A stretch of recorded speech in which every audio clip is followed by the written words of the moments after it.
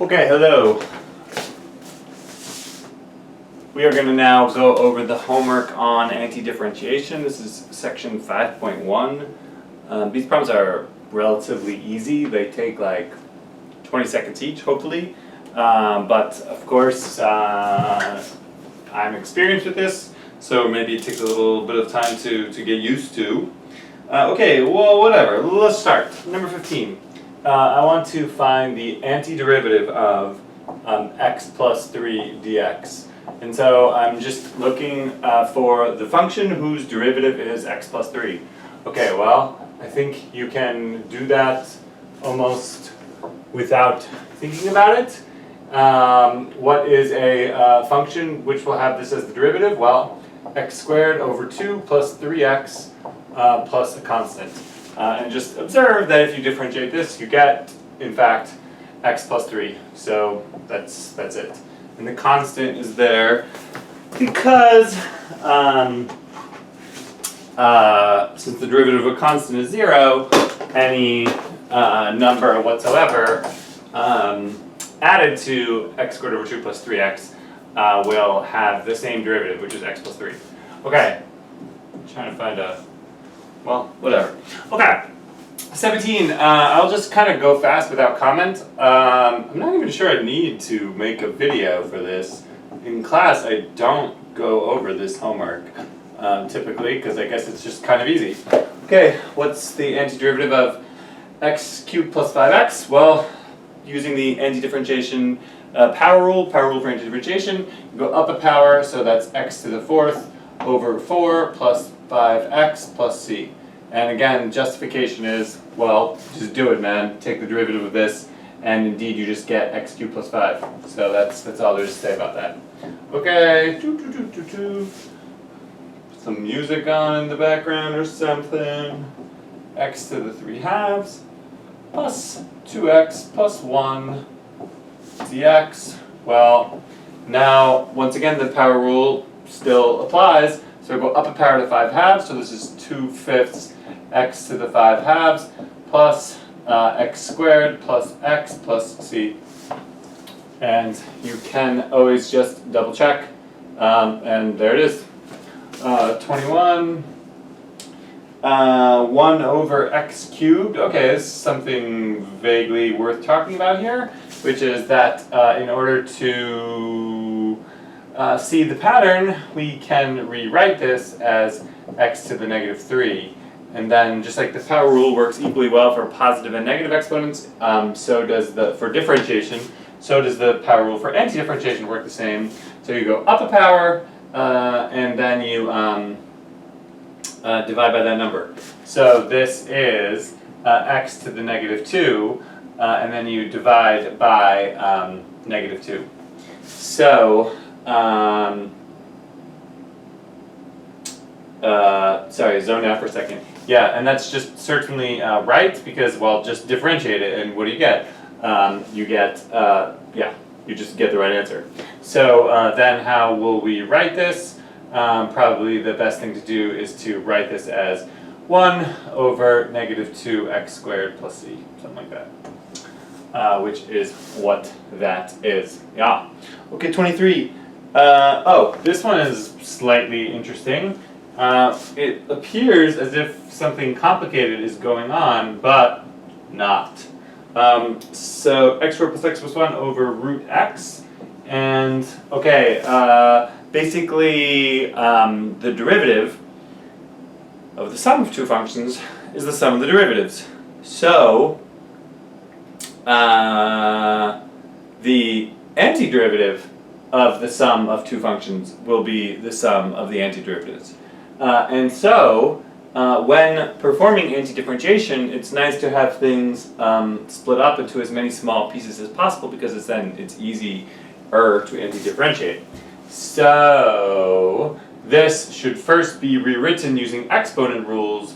You can split up this fraction into 3 little fractions, and this becomes x to the 3 halves plus x to the 1 half plus x to the negative 1 half. I'm just kind of doing that algebra in my head because it's just exponent rules. And now, antidifferentiating term by term, this is 2/5 x to the 5/2 plus 2/3 x to the 3/2. Again, up a power and then divide by 3/2, so it's 2/3. And then that's going to be plus up to 1/2 and divide by 1/2 gives you 2 x to the 1/2 plus c. And you can just, once again, if you want to, I suppose, just double check that that's all right, and it just is. Okay, good practice, getting so smart. 25, antiderivative x plus 1 times 3x minus 2. Okay, here really you just got to multiply it out. That's all there is to it. So don't try to do anything fancy. That's 3x squared minus 2x plus 3x, so plus x minus 2. And now it becomes just straightforward problem. Up a power to 3, so that's x cubed plus x squared over 2 minus 2x plus c. I guess the point of this homework is just to do so many of these that it just becomes kind of a simple thing that you can do without even thinking, so that's really good. 27, antiderivative of y squared root y dy. Okay, don't get confused by that. Just combine that via exponent rules into y to the 5/2, which is what it is, and now it's just a problem. So you go up a power, so it's 2/7 y to the 7/2 plus c, and that's it. 29, just pushing on through. Oh, this is just kind of a silly problem.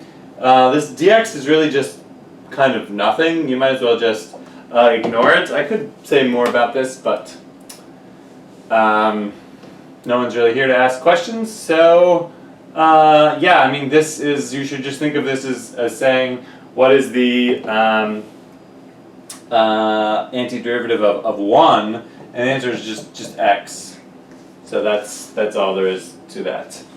Don't get confused by that. Ooh, okay, so some trig functions. We know how to antidifferentiate those, I guess.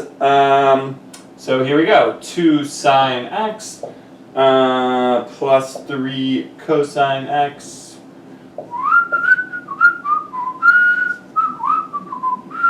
Again, split it up in 2. What's the antiderivative of sine? Well, it is negative cosine, because now when you differentiate cosine, it's negative sine, and then this is just 3 sine. So that's just it. Yeah, that's it. 33. 1 minus cosecant cotan. 1 minus cosecant t cotan t dt. Well, I just kind of know that the derivative of cosecant is is negative cosecant cotan. That's just a math fact. And therefore, this is just going to be t plus cosecant t. Plus c. Is that right? Yeah, that's definitely right. Derivative of cosecant is negative cosecant cotan. So there you go. It's just a one-liner. Okay, 35. Try to squeeze this in maybe. 2 sine x minus 5 e to the x. Okay. Well, yeah, that's it, man. This is just going to be negative 2 cosine x minus 5 e to the x plus c. And, well, reason, just differentiate this, and what do you get? You get 2 sine x minus 5. Yeah, that's just nothing to say there. Okay. Good. Antidifferentiation. So, it seems pretty easy, but every single problem from this section has been chosen such that it can be done without any effort really at all. What is the point of antidifferentiation? That's coming up a little bit more in a couple minutes, I think, so I'll just kind of wait until that happens, I guess. Yeah. Good. I forgot how far. 35, 30. So 37 is antiderivative of secant squared theta minus sine theta d theta. Okay, well, I just happen to know that the derivative of tan is secant squared, and so then this is just a one-step problem. This is just going to be tan theta plus cosine theta plus c. Because the derivative of cosine is negative sine, and the derivative of tan is secant squared. Okay, 39. Oh, this one requires a tiny bit of thought. So what's the antiderivative of tan squared y plus 1? Okay, I don't know how to antidifferentiate tan squared y per se by itself, but this should be ringing a bell that when you have a circle, that this is 1, this is tan y, and this is secant y. In other words, there is a Pythagorean identity which says that tan squared y plus 1 is just secant squared y. That's just a fact. And thus, I do know how to do this in just one step because this is just tan y plus c, because the derivative of tan is secant squared. Okay, 41. Yeah. This is 2x minus 4 to the x. Okay, this requires maybe a little bit of thought. Well, we do it term by term. So that's just going to be x squared, because the derivative of x squared is 2x. And now what should we do? Well, it's kind of true that the derivative of 4 to the x is 4 to the x. But of course that's not quite right. I'll squeeze it in right here. What is the derivative of 4 to the x? Well, this is just something I know. It is ln 4 times 4 to the x. And therefore, what I want here is, okay, just by being smart, I'm just going to tell you that this is 1 over ln 4 times 4 to the x. And that's just got to be the right answer, right? Because now, ln 4 is just a number. So this is just a number. When you go to differentiate this back again, you get this 1 over ln 4 here. And then when you differentiate 4 to the x, you get ln 4 to the x, and so it cancels. And that's it. Okay, last problem, 43. No, not the last problem, but the last problem from this opening section. X minus 5 over x. Well, once again here, I think it's just helpful to rewrite it in antidifferentiation friendly form. So this is, never mind all that. What is the thing whose derivative is 1 over x? That's natural log. So this is x squared over 2 minus 5 ln absolute value x plus c. And this function, when you differentiate it, just gives you x minus 5 over x, so that's all there is to it. If you want to, I think I explained in the video pretty well why we put the absolute value in there, so I won't go into that again. Okay, what's left? 53, 55, let's go 53. I think these are now maybe a little bit harder or something. Oh, 53 is trying to introduce you to the idea. Okay, so I guess I like this problem. dy dx, they tell me, is 2x minus 1. And then there's this picture in the book of, well, I guess this picture is a whole bunch of different functions, all of which have a whole bunch of different curves, all of which share the fact that dy dx is 2x minus 1. And so what you see is just kind of a whole bunch of parabolas, and then there's sort of more parabolas and more parabolas and more parabolas, and they're all parabolas, man, because they're all just vertical translations of each other, although that might not be totally obvious from the picture. So we're looking for the specific one which goes through the point 1, comma 1. Okay, so the way to be thinking about this is, if the derivative of something is 2x minus 1, then what is that thing? Well, that thing must be one of the antiderivatives of 2x minus 1. In other words, we anti-differentiate. So far for this homework, we've been thinking of anti-differentiation as kind of this mindless operation that just produces from some function the family of antiderivatives, which, when differentiated, give you back the original function. But now, thinking about things maybe a little bit more concretely, I have some curve, and I want to know the rule for that curve. And if I know the derivative of that curve, well, now I antidifferentiate. And, okay, what is the antiderivative of 2x minus 1? It's going to be x squared minus x plus some constant. And that's to indicate that there are an infinite number of curves which have derivative 2x minus 1, because if you differentiate this, you get 2x minus 1. But now we're given the additional information that we're looking for the specific curve which goes through the point 1 comma 1. That's what's explained in the text. And so if it goes through the point 1 comma 1, then like when I plug in 1 for x and 1 for y, I get that c must be 1, and therefore the curve is x squared minus x plus 1. So I think that's pretty clear, and we did that in the video as well. Okay, a couple more. 55 is the exact same thing. So they're now telling me that dy dx is cosine. So we're looking for the family of functions whose derivative is cosine. Well, that's just sine, and there's some picture here of all these sine curves, and there's an infinite number of them.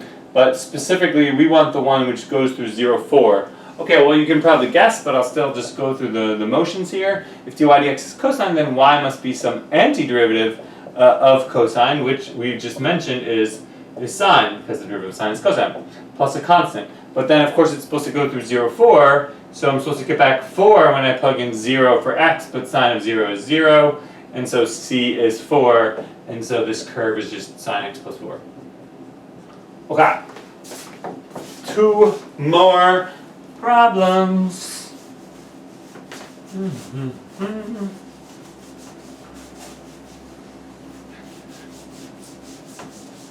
67 and 70. Okay, so 67 says, they give you a bunch of information. This is something that we did in the video of the lesson. The second derivative is 2. So this is sort of like the gravity problem in which the sort of rate of change of the rate of change, the acceleration you might say, if you think of f as a position function, is constant. And f prime of 2 is 5, and f of 2 is 10. So translating this into like a real problem, if you think of f as position, then this is position at time 2. This is velocity at time 2, and we're told that the acceleration is constant. It's just always 2, like meters per second. So if you can know exactly what the if you know the acceleration is 2, which is what the second derivative is saying, then what that's telling you is that the rate at which the velocity is changing is always 2. And therefore, this is the kind of deep explanation. Therefore, if you tell me, so this is what I didn't do in the video, although I do it usually most years. So I think it really is helpful if we keep going back to position, velocity, and acceleration. Let's call f a position versus time function. And so this is telling us that at time 2, I'm at position 10. Then f prime, the derivative of the position, would be velocity. And this says that the velocity at time 2 is 5. So I'm moving at 5 meters per second at time 2. And then the second derivative of position, which is the derivative of velocity, which is acceleration, is 2. That's the problem. Okay. Good. So I want you to sort of feel that, and the problem probably says just like solve the differential equation. In other words, come up with a formula for, I'm just going to call this t because I think it works better with our attempt to turn this into like a word problem. So what the problem now wants you to do is to come up with the rule or the formula for the function in general. And what we can interpret that as asking is find the formula for the position function at any given time. So it's pretty incredible that this is even possible. And here's how you should be thinking about this, I think. If I know, so I know where I am at time 2, fact, I'm at position 10. I also know at time 2 how fast I'm going. I'm going at like 5 meters per second, say. But I also know at that moment, and in fact at all moments, I know how fast I'm accelerating. And so, if I know my position, if I know my velocity at time 2 is 5 meters per second, and I know at every single possible second exactly how fast my velocity is changing, then since I know my velocity at time 2, and I know how fast my velocity is changing, then in fact I can calculate my velocity at every single possible other moment. And if I now know my velocity at every single possible moment, then since I know my position at time 2, and I know how fast I'm going at every single moment, then I can reconstruct my entire position function. In other words, I can know where I am at every given moment based on where I am at time 2, and based on the knowledge of exactly how fast I'm moving at every single possible second. And I know how fast I'm moving at every single possible second because I know how fast I'm moving at time 2, plus how fast my speed is changing. So that's kind of the way of thinking this through. I think that's actually, hopefully everyone is watching this right now. So then when we go to do it, it becomes maybe a little bit mindless if you're not thinking about what you're doing while you're doing it. Well, let's just begin. I know that the second derivative of f is 2 always, so therefore the first derivative must be some antiderivative of f double prime. So yeah, I guess I'll write it like this. I've changed this problem to being in terms of t, although of course it doesn't matter. So the first derivative is just the antiderivative, or it's one of the antiderivatives of the second derivative. But of course the second derivative is just 2. So this is just a constant. So the answer to this is 2t plus some kind of constant. So in other words, I now have a formula, and this formula should not be a surprise. If my acceleration is constant, then of course my velocity is going to be linear, because it is linear functions which increase at a constant rate. Okay. Well, if this is my formula for the position function, velocity function in general, I want to know what this constant is. Do I have enough information for that? Well, of course I do, because I just now plug in 2. So when I plug in 2 at time 2, I'm supposed to be at 5, so 5 must be 4 plus c.